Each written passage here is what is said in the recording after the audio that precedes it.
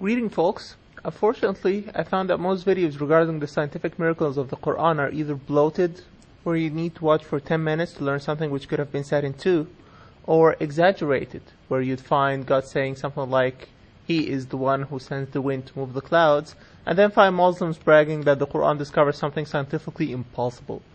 Not even to mention the fraudulent ones, which gave us a bad name for trying to frame everything as a miracle.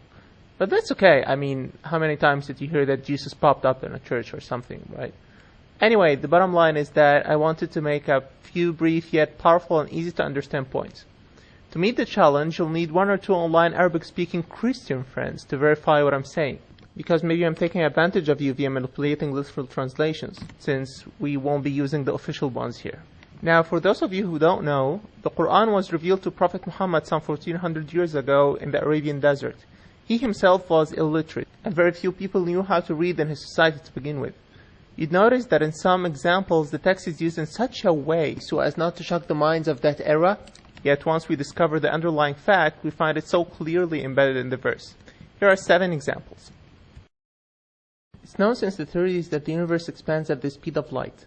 Read the following Qur'an translation, but towards the end you might need to pause to read because of the time constraint. وَالسَّمَاءَ بَنَيْنَاهَا بِأَيْدٍ وَإِنَّا لَمُوسِعُونَ. You're probably wondering what has this got to do with the expansion of the universe. Here's what. The word capable, or musi'un in Arabic, can be translated to 2 meanings. Capable and shall expand. Interpretations until the 20th century went with capable, of course. You don't want God telling people 1,000 years ago that the heaven is expanding, right? So it's not just the scientific information, it's the way it's presented to fit different times. Now let's read it with the new interpretation. وَالسَّمَاءَ بَنَيْنَاهَا بِأَيْدٍ وَإِنَّا لَمُوسِعُونَ. Here's another example. We just discussed the expansion of the heaven, and unless you're a 3rd grader living in the jungle, you should be aware of the Big Bang Theory. Now read with me. أَوَلَمْ يَرَ الَّذِينَ كَفَرُوا أَنَّ السَّمَاوَاتِ وَالْأَرْضَ كَانَتَا رَتْقًا فَفَتَقْنَاهُمَا. I don't know about you guys, but I find this to be at least weird. Let's check out something else. Around the year 614, the Persians drove out the Romans from Levant and captured Jerusalem. Muslims were deeply affected because they considered the Christian Romans closer to them in faith than the Zoroastrian Persians. So the following Qur'an verses commented on the incident. غُلِبَتِ الرُّومُ فِي أَدْنَى الْأَرْضِ وَهُمْ مِنْ بَعْدِ غَلَبِهِمْ سَيَغْلِبُونَ. Of course, you don't find any significance. The near land is obviously Levant, a close foreign land to Mecca in Arabia. Why is that important? Again, the Arabic word translated as nearer here is adna, which means nearer or lower. That's right. Where these events took place is the lowest spot on the globe, the Dead Sea, about 400 meters below sea level. Let's try again now. غُلِبَتِ الرُّومُ فِي أَدْنَى الْأَرْضِ وَهُمْ مِنْ بَعْدِ غَلَبِهِمْ سَيَغْلِبُونَ.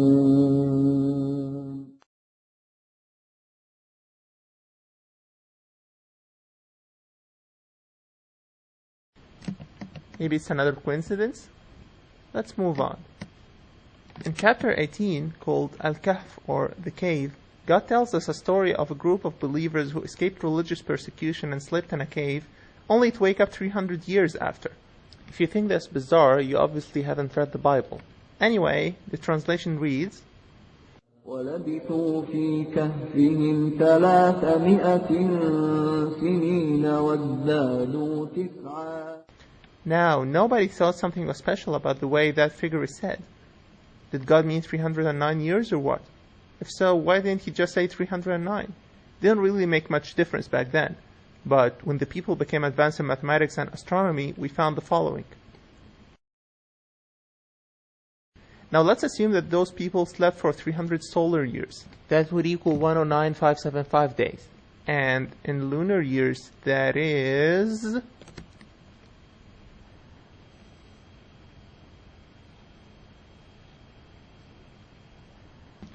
No, wait, don't be surprised yet. There is a whole difference of 0.21 here.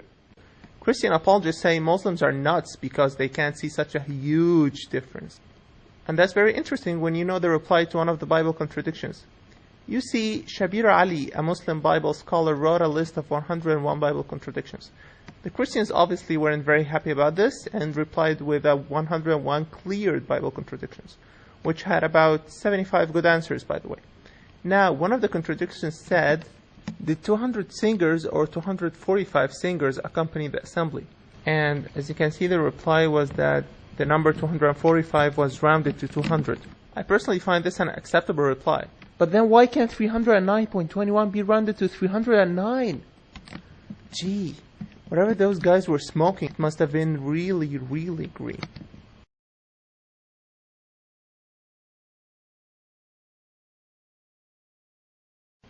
Okay, let's move to our next point.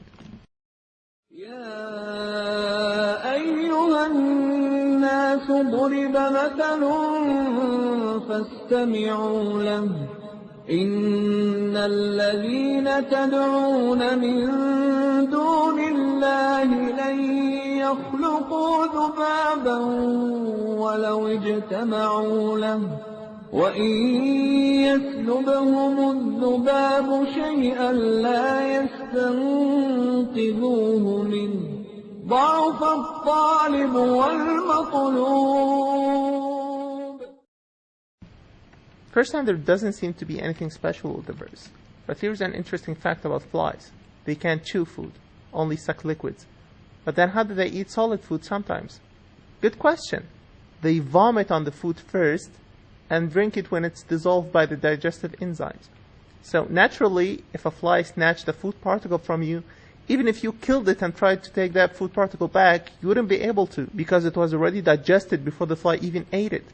Why did God choose the fly out of all the other small creatures in this verse to set the example? Another coincidence? Even third grade or jungle boys know that oxygen is created by plants during daytime so that animals could breathe it. In another verse we find, this one's pretty self-explanatory. I end with the latest scientific discovery so far, dated July 2008. When analyzing the rocks which the Americans supposedly brought back from the moon using a new technology which could find less water concentration, they found that the moon's interior held water at some point, but the vast majority of it evaporated over time. How's this relevant?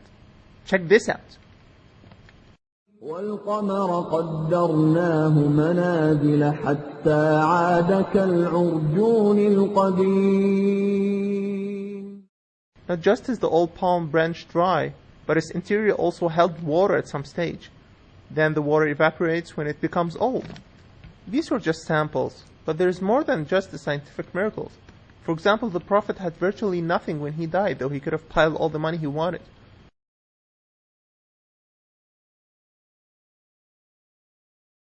He also didn't exploit superstitions when he could have.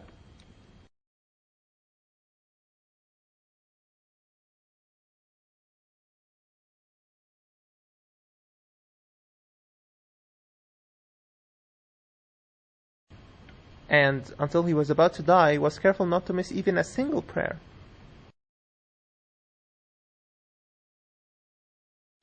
So the people saying he was a deceiver really don't know what they're talking about.